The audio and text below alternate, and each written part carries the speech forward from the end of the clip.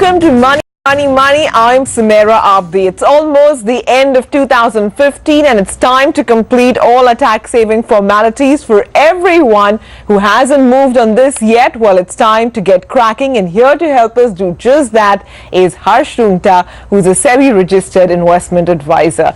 Harsh, thanks very much. Always a pleasure to speak with you. So it's time now to do our taxes. But tell me one thing. There are two ways that ideally people end up saving taxes, right? One is either through investments or through expenses. What is the case to be made for the ideal way to save taxes? I mean, how should one go about it? What does the tax breaks do? When you're making an expense and you get a tax break, it is essentially a discount that the government gives you so that your expense is lower. When you're making an investment and get a tax break, it's essentially an incentive that the government is giving. I think the key is that people are so enamored of getting something from the government, right, that they forget that the expense should be justifiable and that the investment post the taking into account the incentive should give a good return. So I think first, very clearly, expenses that you have to incur. For example, you have tuition fees for your children. That's something you are anyway going to incur. And obviously that should clearly be claimed first, because this discount essentially helps you reduce the cost of your tuition fees clearly, right? If you have something like a medical insurance premium, right, which you have to take, then again that reduces the cost of your medical insurance. You have term insurance premium, that reduces the cost of your insurance. So again, that is something you take. Now to get to the incentive part, which is your investments, right? You pick and choose depending on, so that really is not just purely tax based.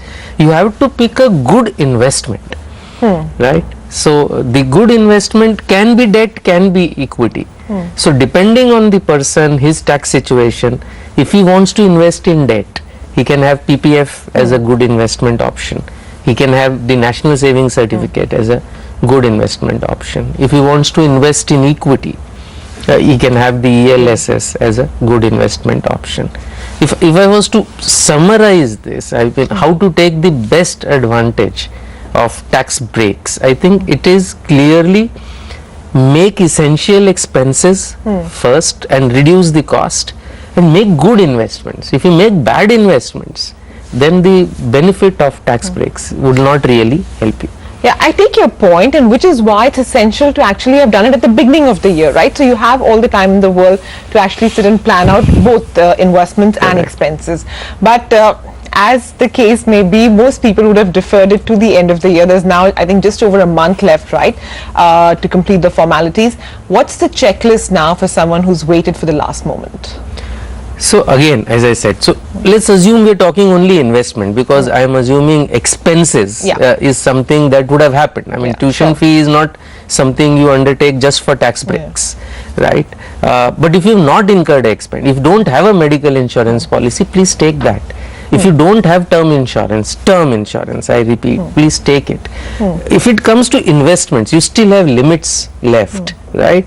If it comes to investment and now you have very little time, okay, then maybe you might lean towards debt rather than leaning towards equity, simply because you don't have time left, okay.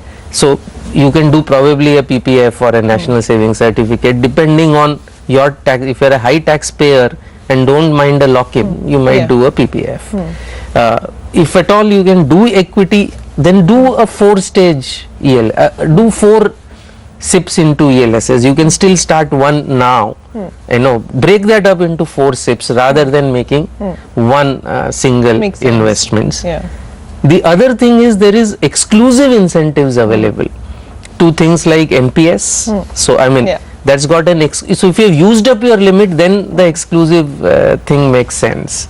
So that you can use clearly.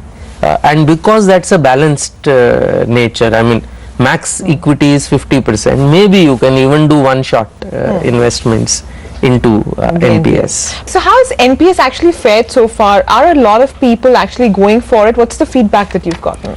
So I think this exclusive deduction, there are two exclusive deductions with NPS. One, when your employer contributes to your NPS account, that up to 10% of your basic plus DA, it's allowed as a separate deduction. So that has really, I think, caught on with the high salaried people. Now, last year's budget has introduced the 50,000 rupee exclusive deduction. Yeah. So I suspect we will see lot more interest even from self-employed people or regular salaried people, those who have already used up their 1.5 lakh. So I think we will see increasing take-up of the NPS. Okay, speaking of people who actually end up using a lot of their limit, is that people often offset first the EPF, right, that they have.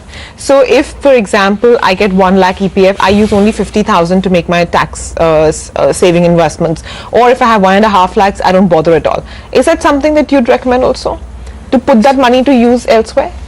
So I think what is happening is EPF is perceived as compulsory, that it is anyway going, in which case the extra incentive that you get is only on the balance amount. So that is correct. Beyond that, you don't really get the incentive. Then you have to look at the investment on its own merits without looking at the government incentive. So that's an absolutely correct proposition. Also, post this budget, if one were to utilize every kind of tax incentive available to them, then theoretically speaking, close to about 7 lakhs if you're earning, you'd be about tax-free, right? What is the case to be made for people who are earning, in the range of about 7 to 9 lakhs odd, for them to utilize all their excess money or their surplus to actually put into tax saving? Or it's the same argument as that EPF, right? That you use it, some of it at least, for higher yielding assets. So I think the investment has to be, any investment that you make has to be seen on its own. Tax incentive adds a return. It's an incentive that the government gives which adds the return. So beyond this limit, okay, the thing stands on its own. You really have to maximize the return depending on your risk profile. You can do, I mean, equity tends to be very, very largely quite tax friendly, right? But there are also many tax friendly alternatives in debt which very few people actually utilize. So I think that really is the key.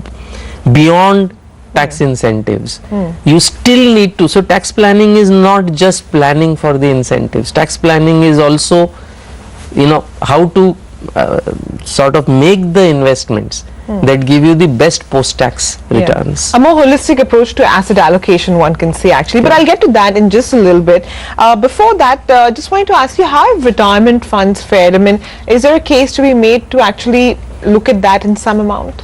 So I think you're talking of the pension retirement funds that are eligible for deduction under Section 80C. So they have done quite well. There are two of them that's old, which have done reasonably well. I think one is UTI and the second is Templeton. I think both of them have done reasonably well. Those are hybrid funds and they have done quite well. But there are other alternatives which have done equally better. Alright, so on that note, let's take actually a very quick break. We've discussed the key tax saving instruments and what they mean for you and me. When we return, we'll talk a little bit more about the other avenues related to tax planning. Stay tuned to Money, Money, Money.